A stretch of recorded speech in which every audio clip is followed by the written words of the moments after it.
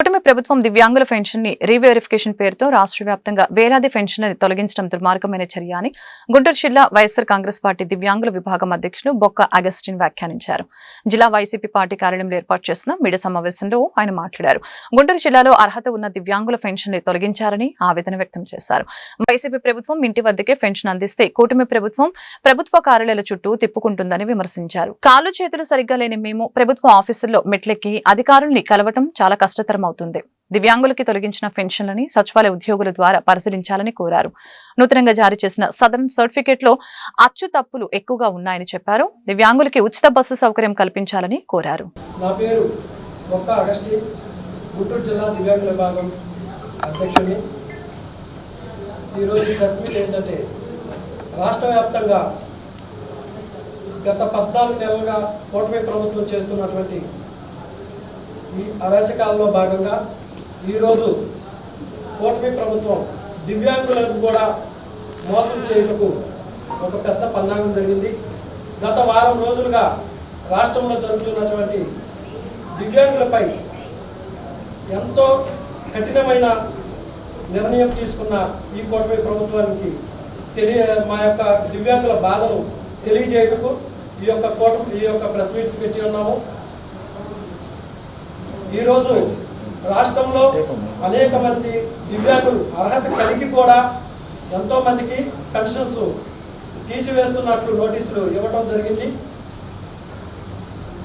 ఈ కూటమి ప్రభుత్వం వచ్చిన తర్వాత దివ్యాంగులు మొట్టమొదటగా చాలా సంతోషపడ్డారు.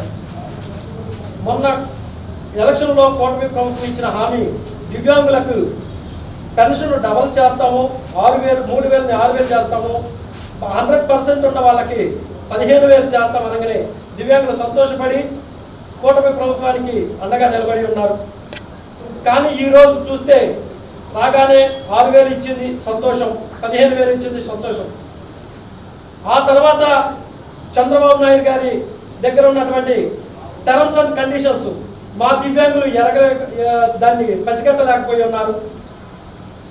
ఆ కొద్ది రోజులు పోగానే పెన్షన్ ఈ యొక్క సదరన్ సర్టిఫికేట్లు రీవెరిఫికేషన్ అని పెట్టి దివ్యాంగులలో ఎంతోమందిని మానసికంగా గురి చేసి ఉంది.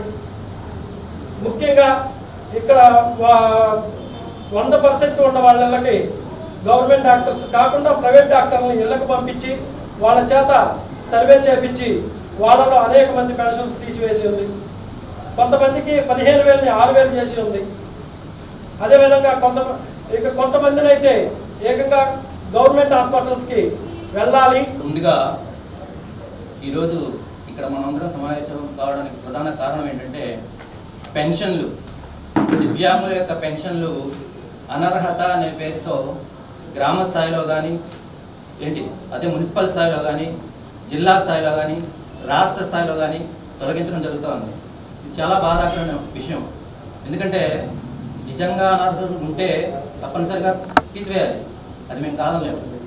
కాకపోతే దానికి ఒక ప్రాసెస్, కొంత టైం లిమిట్ పెట్టి దానికి డేటా గ్యాదర్ చేసి నిజంగా ఇతను అనర్హుడా కాదా అని తేల్చుకున్న తర్వాతే తీసేయాలితే అప్పటికప్పుడు అందరికీ నోటీసులు ఇచ్చేసేసి పెన్షన్లు ఆపేయడం చాలా దారుణకరమైనటువంటి అంశంగా నేను భావిస్తూ ఉన్నాను.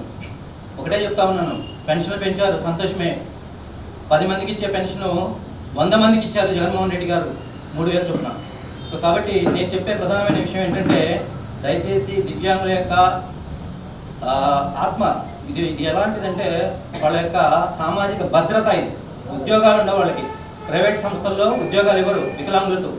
వాళ్ళకి వాళ్ళకి భరోసా ఏంటంటే కేవలం ప్రతి నెల వచ్చేటువంటి పెన్షన్ మాత్రమే. అలాంటి పెన్షన్లను అనర్హత పేరుతో రాష్ట్ర స్థాయిలో కొన్ని లక్షల పెన్షన్లు తొలగిస్తున్నట్టుగా మాకు సమాచారం అందింది.